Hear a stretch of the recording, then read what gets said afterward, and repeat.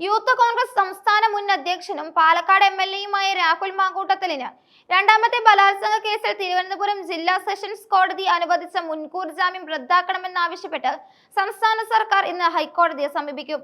ഒരു ജനപ്രതിനിധിക്കെതിരെ ലൈംഗിക പീഡനം പോലുള്ള ഗുരുതരമായ ആരോപണങ്ങൾ ഉയർന്നിട്ടും കേസിന്റെ വസ്തുതകളും തെളിവുകളും പൂർണ്ണമായി പരിഗണിക്കാതെയാണ് ജാമ്യം അനുവദിച്ചതെന്നാണ് പ്രോസിക്യൂഷന്റെ പ്രധാന വാദം. ഈ നീക്കം കേസിന്റെ ഗതിയിൽ നിർണായക വഴിത്തിരിവായേക്കും. സമൂഹത്തിൽ മാതൃകാപരമായി പെരുമാറേണ്ട ഒരു എംഎൽഎക്കെതിരെയാണ് പരാതി ഉയർന്നിരിക്കുന്നത്. ഈ സ്ഥാനത്തിരിക്കുന്ന വ്യക്തിക്ക് കേസിന്റെ ഗൗരവം പൂർണ്ണമായി പരിഗണിക്കാതെ ജാമ്യം അനുവദിക്കുന്നത് നിയമവ്യവസ്ഥയിൽ തെറ്റായ സന്ദേശം നൽകുമെന്ന ശക്തമായ നിലപാടാണ് സംസ്ഥാന സർക്കാർ സ്വീകരിക്കുന്നത്. ജനങ്ങളുടെ വിശ്വാസം സംരക്ഷിക്കപ്പെടേണ്ട ഒരു സ്ഥാനത്തിരിക്കുന്ന വ്യക്തിക്ക് നിയമം കൂടുതൽ കർശനമായി ബാധകമാക്കണമെന്നും പ്രോസിക്യൂഷൻ ഹൈക്കോടതിയിൽ വാദിക്കും. പ്രതി രാഹുൽ മാങ്കൂട്ടത്തിനെതിരെ പരാതിക്കാരി നൽകിയ രഹസ്യമൊഴിയും മറ്റു തെളിവുകളും വളരെ നിർണായകമാണ്.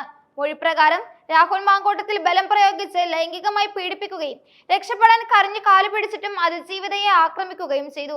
ഈ ഗുരുതരമായ വെളിപ്പെടുത്തലുകൾ കേസിന്റെ ഗൗരവം വർദ്ധിപ്പിക്കുന്നു.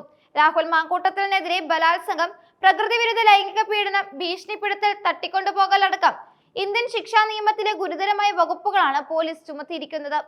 ഈ വകുപ്പുകൾ കണക്കിലെടുക്കുമ്പോൾ പ്രതികൾ ജാമ്യം നൽകുന്നത് അന്വേഷണത്തെ ബാധിക്കുമെന്ന ആശങ്കയും സർക്കാർ ഹൈക്കോടതിയിൽ അറിയിക്കും. ജാമ്യം ലഭിച്ചാൽ പ്രതി കേസിന്റെ അന്വേഷണത്തെയും സാക്ഷികളെയും സ്വാധീനിക്കാനോ ഭീഷണിപ്പെടുത്താനോ സാധ്യതയുണ്ടെന്ന് സർക്കാർ കോടതിയെ ബോധിപ്പിക്കും. ദിവസങ്ങളോളം ഒളിവിൽ കഴിഞ്ഞ രാഹുൽ മാങ്കൂട്ടത്തിൽ അന്വേഷണവുമായി പൂർണ്ണമായി സഹകരിക്കുന്നില്ലെന്നും ചോദ്യം ചെയ്യലിന് ഹാജരാകാതെ ഒഴിഞ്ഞുമാറിയെന്നും പ്രോസിക്യൂഷൻ ചൂണ്ടിക്കാണിക്കുകയും ചെയ്യും. കേസിലെ തെളിവുകളും മൊഴികളും നിർണായകമായ ഘട്ടത്തിൽ പ്രതി പുറത്തു വരുന്നത് നീതിയുക്തമായ അന്വേഷണത്തിന് തടസ്സമുണ്ടാക്കുമെന്ന ശക്തമായ വാദമാണ് സർക്കാർ മുന്നോട്ട് വെക്കുക. രണ്ടാമത്തെ കേസിൽ തിരുവനന്തപുരം ജില്ലാ സെഷൻസ് കോടതി ഉപാധികളോടെയാണ് രാഹുൽ മാങ്കൂട്ടത്തിലിന് മുൻകൂർ ജാമ്യം അനുവദിച്ചത്. ജാമ്യ ഉത്തരവിലെ പ്രധാന ഉപാധികൾ ഇവയാണ്. അതായത്, രാഹുലിനെ അറസ്റ്റ് ചെയ്താൽ ഉടൻ ജാമ്യത്തിൽ വിടണം, എല്ലാ തിങ്കളാഴ്ചയും അന്വേഷണ ഉദ്യോഗസ്ഥന് മുന്നിൽ ഹാജരാകണം, കോടതിയുടെ അനുമതിയില്ലാതെ രാജ്യം വിട്ടു പോകരുത്, ജാമ്യം ലഭിച്ചതോടെ ദിവസങ്ങളായി ഒളിവിലായിരുന്ന രാഹുൽ മാങ്കൂട്ടത്തിൽ പൊതുരംഗത്ത് പ്രത്യക്ഷപ്പെടാനും രാഷ്ട്രീയ പ്രവർത്തനങ്ങൾ പുനരാരംഭിക്കാനും സാധ്യതയുണ്ടെന്നാണ് സൂചനയും. എന്നാൽ ഹൈക്കോടതിയിൽ സർക്കാർ നൽകുന്ന ഹർജി ഈ സാധ്യതകൾക്ക് താൽക്കാലികമായി ബ്രേക്ക് ഇട്ടേക്കാം. ഒരു എംഎൽഎക്കെതിരെ തുടർച്ചയായി ലൈംഗിക പീഡന ആരോപണങ്ങൾ ഉയരുന്നതും നിയമ നടപടികളുമായി ബന്ധപ്പെട്ട് അദ്ദേഹം ഒളിവിൽ പോവുകയും ചെയ്തത് വലിയ രാഷ്ട്രീയ വിവാദങ്ങൾക്കും തിരികൊളുത്തിയിരുന്നു.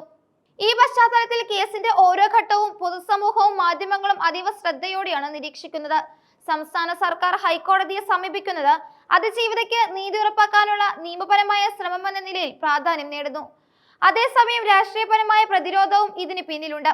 ഹൈക്കോടതി സർക്കാരിന്റെ വാദങ്ങൾ അംഗീകരിച്ച് ജാമ്യം റദ്ദാക്കുകയാണെങ്കിൽ രാഹുൽ മാങ്കൂട്ടത്തിലിന് ഉടൻ കീഴടങ്ങുകയോ അല്ലെങ്കിൽ അറസ്റ്റ് നേടുകയോ ചെയ്യേണ്ടി വരും. കേസിന്റെ തുടർ നടപടികൾ ഇനി ഹൈക്കോടതിയുടെ തീരുമാനത്തെ ആശ്രയിച്ചിരിക്കും.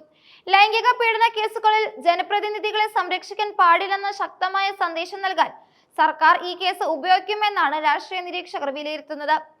ഇത് യുവ നേതാവിന്റെ രാഷ്ട്രീയ ഭാവിക്കും നിയമപരമായ നിലനിൽപ്പിനും ഒരുപോലെ നിർണായകമായൊരു ഘട്ടമാണ്.